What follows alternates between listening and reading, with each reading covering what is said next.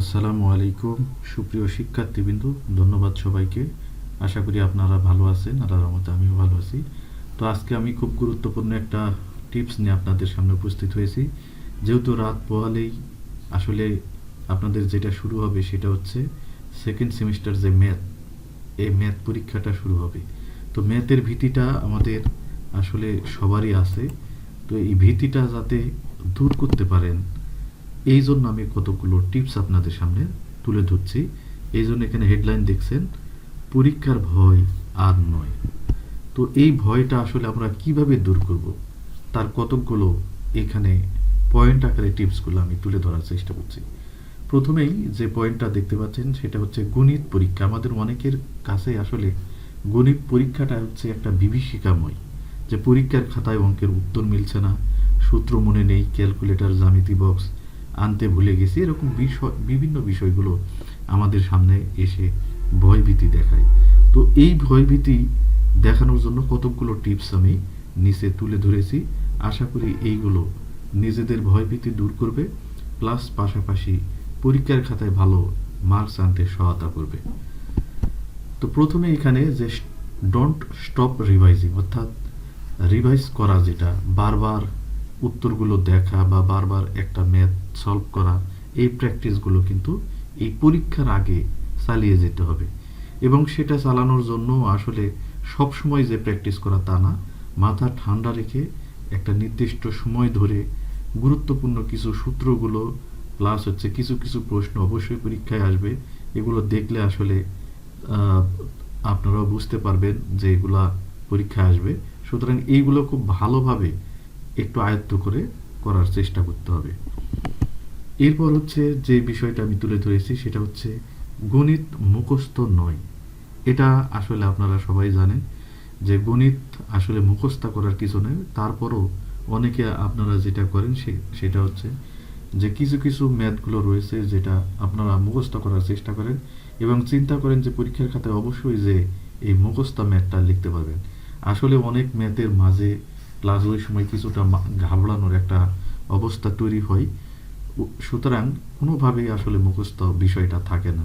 সুতরাং কোনোভাবেই আসলে মুখস্থ না করার চেষ্টা করবেন।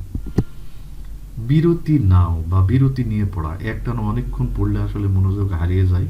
এই জন্য কিছু বিরতি নিয়ে নিয়ে পড়া ভালো। তাতে নিজেদের মাঝে যে ক্লান্তিটা আছে এই ক্লান্তিটা দূর হবে। আর ক্লান্তি নিয়ে আসলে কোনো কাজ করলে কোনোভাবে সেটা সাকসেস হয় না। চেকলিস্ট, পরীক্ষার আগের দিন প্রয়োজনীয় জিনিসের একটা চেকলিস্ট তৈরি করা, যেমন জ্যামিতি বক্স, ক্যালকুলেটর, কলম, স্কেল, এগুলো প্রয়োজনীয় জিনিসপত্র আগে থেকে গুছিয়ে রাখতে হবে এবং এই জিনিসগুলো মোটামুটি হাতের কাছে রাখতে হবে এবং দেখতে হবে, যেমন ক্যালকুলেটর অনেক সময় নষ্ট হয়ে থাকে, এটা ঠিক আছে কিনা এগুলো দেখে নিতে হবে।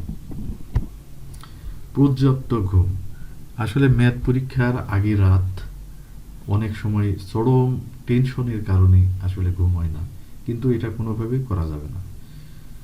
রিভাইজের পাশাপাশি যেটা করতে হবে সেটা হচ্ছে যে পর্যাপ্ত ঘুমাতে হবে, কারণ মাথা ঠান্ডা রেখে অনেক ক্ষেত্রে অনেক জটিল ম্যাথগুলো খুব ভালোভাবে সলভ করা যায়।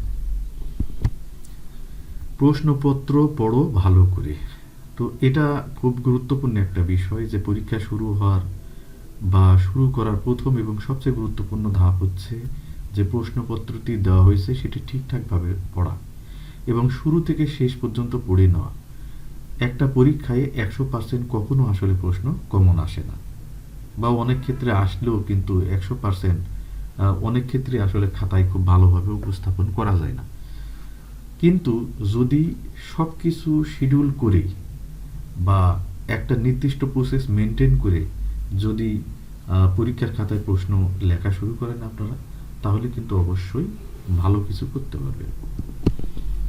স্পষ্ট ভাষায় উত্তর দেওয়া, অনেক কিছু অগোছালোভাবে না লেখে বরং প্রশ্ন যেটা চাওয়া হয়েছে সেটা গুছিয়ে লেখা এবং অতিরিক্ত অপ্রয়োজনীয় বিরক্তিকর কিছু জিনিসগুলো খাতায় কোনোভাবেই লেখা যাবে না।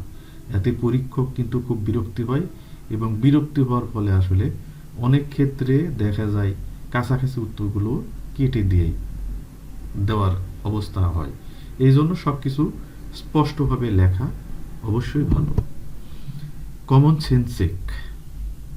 গণিত পরীক্ষার খাতায় অঙ্কের উত্তর ঠিক হলো কিনা তা নিজেই কিন্তু কিছুটা কমন সেন্স চেকের মাধ্যমে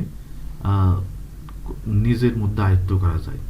যেমন প্রবাবিলিটির কিছু উত্তরগুলো 0 থেকে 1 এর মধ্যে হয়, বা আরও কিছু কিছু অঙ্ক রয়েছে যেগুলোর উত্তর একটা নির্দিষ্ট ধাঁচের হয়। অর্থাৎ উত্তরটা দেখলেই কিন্তু মোটামুটি একটা সেন্স চলে আসবে যে হ্যাঁ, এটা উত্তর হয়েছে। ইউনিট ঠিক আছে কিনা। পরীক্ষার খাতায় অনেকেই আসলে আপনারা যেটা করেন যে ম্যাথের উত্তর হয়ে গেছে, উত্তরটা লিখে আপনারা চলে আসেন, কিন্তু অনেকেই আসলে ইউনিটটা লেখে না বা একক লেখে না। যেমন কোনো প্রশ্নের উত্তর এসেছে 2 মিটার, শুধু 2 লিখে রেখে দিয়েছে, মিটারটা লেখেনি। সেন্টিমিটার আসছে, সেন্টিমিটার লেখেনি। তো এই একক না লিখলে আসলে মার্ক কাটা যায়। Mind mapping. একটা বিষয়ে অযথা অনেক সময় নষ্ট না করে মনে মনে একটা ম্যাপ তৈরি করে ফেলা। কখন কোন সমস্যাটি কতক্ষণ সময় নিয়ে সমাধান করবে সেটির একটি মাইন্ড ম্যাপ মাথায় থাকলে খুব সহজে অল্প সময়ে অনেক অঙ্ক সলভ করা সম্ভব। তো thanks for your good patient. তো আশা করি আপনারা খুব ভালোভাবে এই বিষয়গুলো বুঝতে পেরেছেন। যদিও আপনারা অলরেডি এর আগেও বোর্ডের বিভিন্ন পরীক্ষাগুলো আপনারা সলভ করে এসেছেন, এসএসসি কমপ্লিট করে এসেছেন বা আদার্স কমপ্লিট করে এসেছেন। তো আপনারা এই ইঞ্জিনিয়ারিং সেক্টরে আগামীকালের যে পরীক্ষাটা হবে এটা খুব ভালোভাবে পরীক্ষা দেন এই আশাবাদ ব্যক্ত করে আজকে এখানে শেষ করছি। ধন্যবাদ সবাই।